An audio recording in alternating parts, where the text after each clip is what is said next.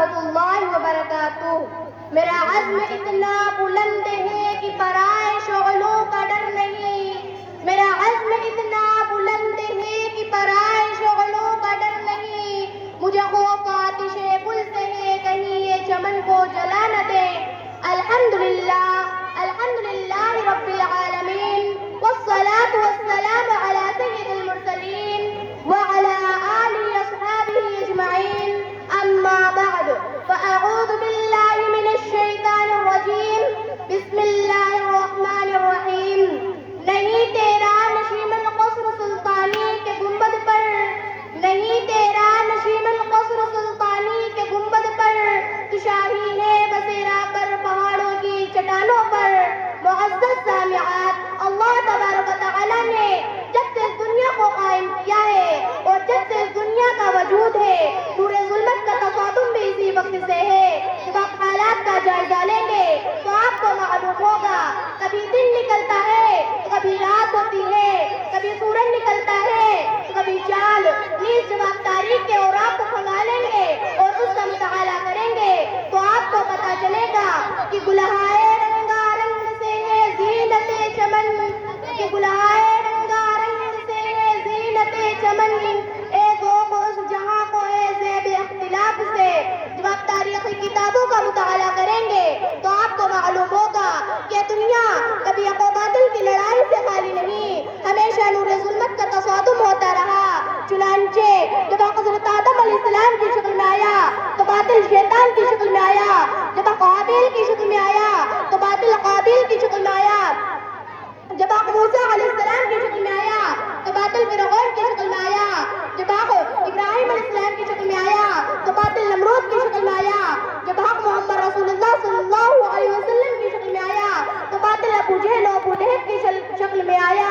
اب اسلام کا دور شروع ہوتا ہے، حق تو صفا پر چڑھ کر اپنی حقانیت کا اعلان کرتا ہے اور لوگوں کو راہ حق کی دعوت دیتا ہے اور ایک ہی اللہ کو خالق و معبود سمجھنے کا حکم دیتا ہے، تو باطل اس کے سامنے سینہ سپر ہو جاتا ہے اور حق کو الفاظوں میں کوستا ہے۔ تبا لک یا محمد لہذا جمعتنا، کہ محمد تیری ہلاکت و بربادی ہو، کیا تو نے ہمیں اس لیے جمع کیا تھا؟ اور اس کے حق کی قلاقما کی ساری تدبیریں اختیار کرتا ہے، لیکن حق کو بلند ہونا تھا، بلند ہوتا رہا، باطل کو مٹنا تھا، مٹتا چلا گیا اور قرآن نے اپنا فیصلہ سنا دیا۔ جاء الحق وزهق الباطل ان الباطل كان زهوقا۔ معزز سامعات، الغرض کوئی دور ایسا نہیں گزرا جس دور میں حق و باطل کی کشمکش نہ ہوئی ہو، باطل نے حق سے پنجہ آزمائی نہ کی ہو اور اہل حق کو اور حق کو مٹانے کی کوشش نہ کی گئی ہو، لیکن یہ بات ہے نشر ہونی چاہیے کہ حق نہ کبھی جھکا ہے نہ جھکے گا۔ اسلام کے سامنے والوں نے نہ کبھی غیروں کے سامنے سر جھکایا ہے نہ جھکائیں گے۔ حق کی آواز بلند کیا ہے اور قرآن نے حق کی آواز کو بلند کیا ہے۔ آج ہم دنیا اور دنیا کی چیزوں سے محبت کرنے لگے اور دنیا کی محبت کو ہم نے آخرت کی محبت پر ترجیح دی، حالانکہ اللہ کے رسول صلی اللہ علیہ وسلم کا قول ہے الدنیا سجن المؤمن و جنت الکافر، اس دنیا ایک ذلیل مردار جانور سی ہے، اس دنیا کی اہمیت اللہ کے یہاں مچھر کے پر کے برابر بھی نہیں ہے۔ حضور صلی اللہ علیہ وسلم کا فرمان سنیے اور اپنے دل کی دنیا کی خبر لیجئے کہ جس کے جسم پر جہاد کا نشان نہ ہوگا اس کا دین ناقص ہوگا۔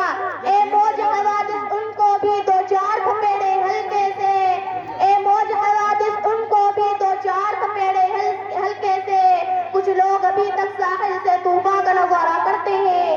آج مسلمانوں نے جہاد کو ترک کر دیا ہے تو اس کی سزا یہ ملے گی، مسلمانوں کو تہدید کیا جا رہا ہے اور اس کے خون کو پانی سے بھی زیادہ سستا سمجھا جا رہا ہے۔ الغرض حالات ہمارے ایسے ہو گئے ہیں کہ ہم آ بھی کرتے ہیں تو ہو جاتے ہیں بدنام، کہ ہم آ بھی کرتے ہیں تو ہو جاتے ہیں بدنام، وہ قتل بھی کرتے ہیں تو چرچا نہیں ہوتا۔ ایسا کیوں ہے کہ آج مسلمانوں نے جہاد کو ترک کر دیا اور مسلمانوں نے خدا کی راہ میں اپنے آپ کو قربان کرنا چھوڑ دیا۔ سن لو کہ فنا باللہ کی تہ میں بقا کا راز مجھ میں ہے، فنا باللہ کی تہ میں بقا کا راز مجھ میں ہے، جو جینا ہے تو مرنے کے لیے تیار ہو جاؤ،